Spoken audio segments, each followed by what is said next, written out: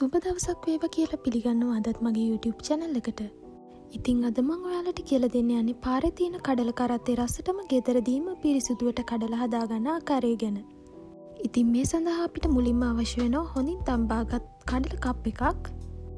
ඒ වගේම කපාගත්ත සුදු ලූණු, කරපිංචා, කොච්චි, කැරට් සහ ලූණු කොළ. මුලින්ම පෑන් එකක් ලිපේ තියලා පොල් තෙල් මේස හැන්දක් පමණ එකතු කරලා ඒක හොඳින් රත් වෙන්න තියෙනවා.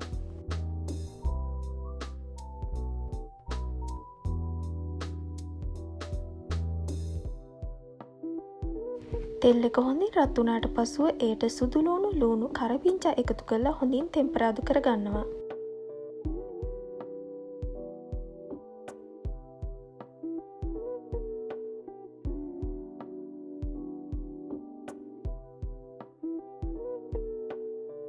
දැන් අපිට පුළුවන් මේ තෙම්පරාදුවට අබ ඇට ස්වල්පයක් එකතු කරලා හොඳින් තෙම්පරාදු වෙන්න දෙන්න. ඉන්පසු මම මේ තෙම්පරාදුවට කූනිස්සන් එකතු කරලා චිලි පේස්ට් මේස හැඳි භාගයක් පමණ එකතු කරගන්නවා. ඉතින් ඔබට මේ චිලි පේස්ට් වෙනුවට කූනිස්සන් එකතු කරගන්න පුළුවන්. ඉන්පසු මේ තෙම්පරාදුවට මම කපාගත්ත කොච්චි සහ ලූණු කොළ, කැරට් එකතු කරගන්නවා.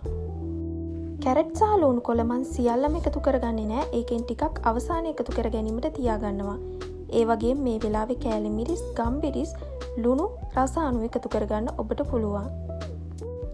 දැන් මේ තෙම්පරාදුවට කඩල කප් එක එකතු කරගන්න පුළුවන්. කඩල එකතු කරලා හොඳින් මිශ්‍ර කරගන්න ඕනේ. ඇත්තටම දැන් මේ කඩල කරත්තේ එන සුවඳම අපිට දැනෙනවා. ඉතින් ඔයාලට මේ කඩල එක නිවසේදීම පිරිසිදුවට හදලා කන්න පුළුවන්. දැන් මේ කඩල එක හොඳින් තෙම්පරාදු වෙලා තමයි තියෙන්නේ. ඉතින් ඔයාට මේ වෙලාවේ කුඩාවට කපාගත්ත පොල් කැබලි එකතු කරන්න පුළුවන්. දැන් අපිට පුළුවන් මේ තෙම්පරාදු කරගත් කඩල එක වෙනත් භාජනයකට එකතු කරගන්න.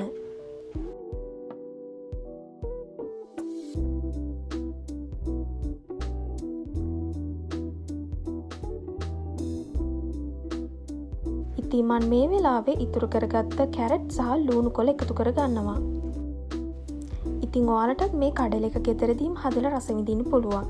අනිවාර්යෙන් හදලා මට කමෙන්ට් කරන්න කොහොමද රස කියලා. ඉතින් අදට මම ගිහිල්ලා එන්නම්. ඔයාලට සුබ දවසක්.